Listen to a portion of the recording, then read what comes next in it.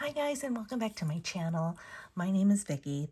If you're new here, thank you for being here. Thank you for considering to listen to my ODBJ on my how I started budgeting. And for today's video, we're going to go over just kind of like a timeline of my life, and I thought instead of showing you my face and chatting that I would write it down in case someone hasn't heard of one of these people, which I'm sure you have. But let's just kind of start out by talking about my early childhood. So my mom was a stay-at-home mom. She met my dad when she was, I think, 17, and she learned budgeting and planning from her parents.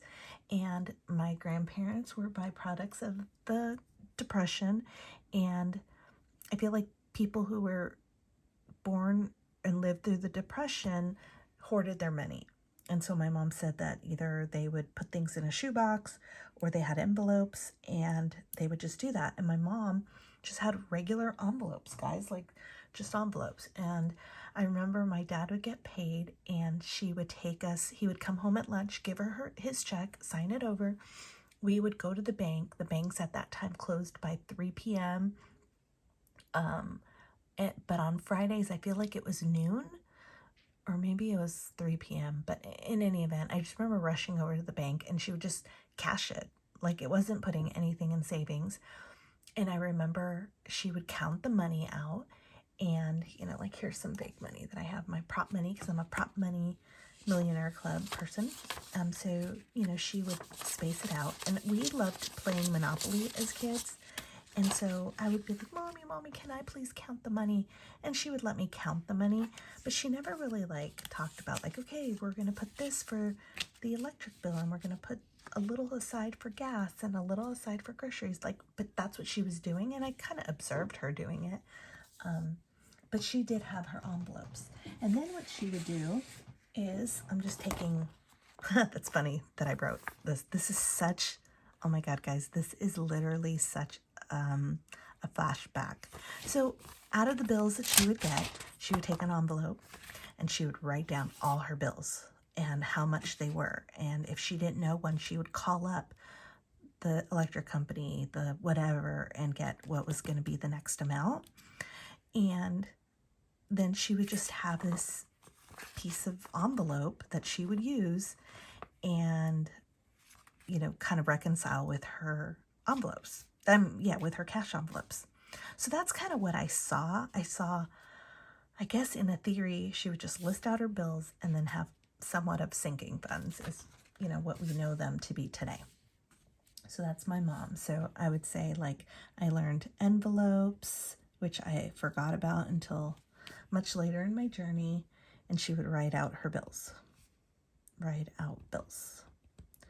Okay, then I went to college. I still didn't really know what I was doing. I just, you know, as soon as I got it, I would spend it. I never thought about saving because that's not what I learned. And then I lived with a roommate, and she said her parents, she worked at a grocery store, and she would give her mom her check, and her mom would cash it, and then she would give her half. And half of it went into savings. And I'm like, what? And she's like, oh yeah, I only got to play with half. And so she was just so used to that concept that when we were in college, any money she got, she put half in savings. That's just how she was raised. And I thought that was crazy. So then moving forward, I graduate, you know, from college and law school, and now student loans are coming due. And I, in my head, thought I have a big girl job. I want to get my own property. And my mom was very adamant, like I needed my own property. I was single. She didn't want me to, you know, depend on a man. And so I needed to increase my credit score, right? To afford, to qualify. And then I needed to increase my income because I wasn't making enough. So I got a second job. And then, so that's what I was doing. So then I get the condo, And in the condo, I don't have money to do much else because everything's going towards the condo. So I'm laying around flipping channels and I see this lady, and her name is Susie Orman. I think I'm spelling that right. So Susie Orman, she had this show, and I literally would binge watch a show because she would either approve or deny like these callers that would call in, and she would ask them like, how much do you make? What are your expenses? And all the things. And I'd be like, oh my God, I don't know these things. But what I learned to do, and all this time, I wish I still had, because I had little spiral notebooks where I literally would say, okay, my income is $1,200. You know, these are all my bills, you know, power, you know, mortgage, etc. Right? But I never like budgeted. I never said, I think my power is going to be $100, or I would just put down what each bill was, subtract it, and say, okay, this is what you have remaining.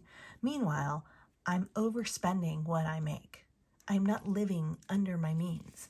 And so I even though I was like detail oriented and writing everything down, I still wasn't being smart about it.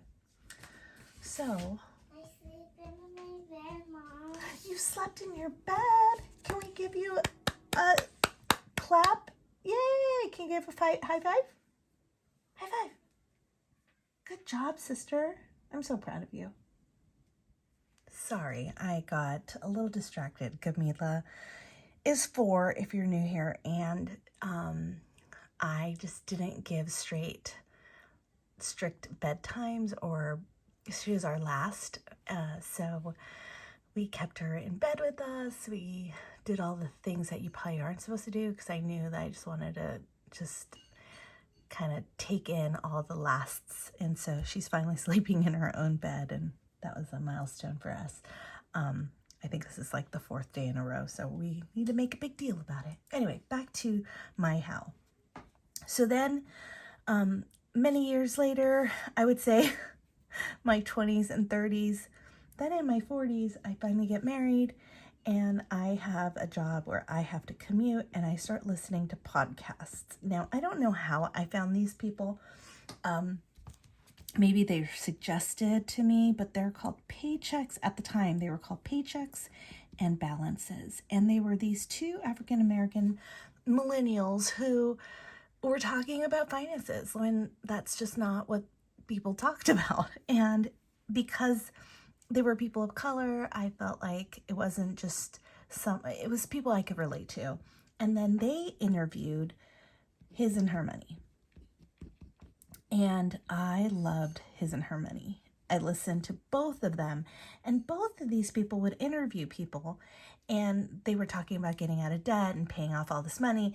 And they both, whoever these 2 interviewed, those people would reference Dave Ramsey.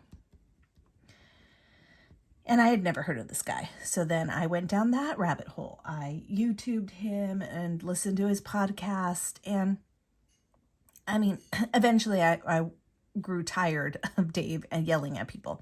But the tough love, I understood that. But something did not resonate with me. Like when you would see someone who lived in the middle of the country whose mortgage was $48,000 and they paid it off in, you know, X amount of months. And I'm like, $48,000 is someone's car in California and in the Bay Area. Like, I just couldn't relate. And I'm like, man, you know, am I ever going to be debt free? Like, I didn't see it in my future. But I understood the concept and his baby steps. And so I started implementing that in my life. And then when he spoke about the envelope system, as I was looking on YouTube, I came across, and I may have come across her on Instagram, but the first person I came across was Jordan Page. And her website and handle at the time was called Fun, Cheap, or Free. And she really was about frugality. I mean, she is a member of the LDS church. She's got a gazillion kids. I think they've got like 7 or 8 now. I don't even know, because I stopped following her, not because I don't love her, but just because I'm consuming so many other people that I haven't had time to like go back to her. And then from Jordan, I saw a few other budgeters called the Budget Girl, right? I forget the Budget Girl's real name. Freedom in a Budget. Kelly, Freedom in a Budget. She probably had all these written down before. Debt Free and Sunny CA. She's no longer on here. She was the one that really started the DFC, the Debt Free community, on Instagram.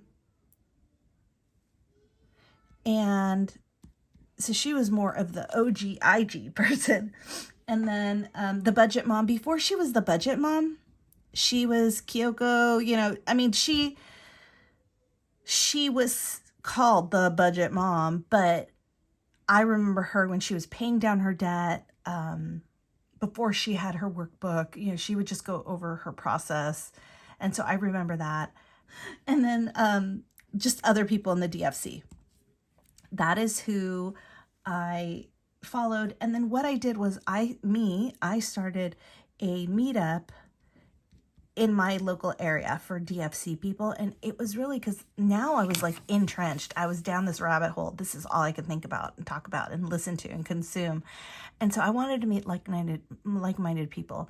And so we were meeting up at parks. We would move it around the Bay Area to give other people opportunities to come meet up, and it was really cool. And each time we got to meet new people, and we'd have it like potluck style, or we would meet at a pizza place if it was raining, but it was pretty cool. I loved it. Okay, so with that, during all this time, I'm just paying down bills. I'm throwing every extra penny to the snowball method to pay down our debt. I really just had simple sinking funds, like for Christmas, and maybe I don't even think I did car maintenance. I did Christmas. I did, gosh, I wish I would have written down the ones that I did, but maybe I had 5 or 6. I didn't have all the ones that I have today. I think I started my craziness like kind of in the middle. So I just want you to know you don't have to do all this. And I do my sinking funds electronically, and I never put them in envelopes like I do today. I really joined that craze probably around when COVID hit. I started watching all the other YouTubers and doing these envelopes and these binders, and I had never seen people do that, but I really loved the ASMR of watching people count money, and I'm like, I want to do that. So anyway, that is my how. That is kind of how I got to where I am today. I'm really excited to get to the next video on my method, but with that, I will leave you with the question of the day, and the question of the day is, do you rent or own? And I'm just curious. There's no right or wrong answer. I think there's something wonderful about renting and not having to worry about fixing things, because home maintenance, it can be a lot, and property taxes. And then if you own, I think that's great too, right? Like, some people have different goals. So I'm just curious, in my community of who's following me, how many rent versus own, where they live.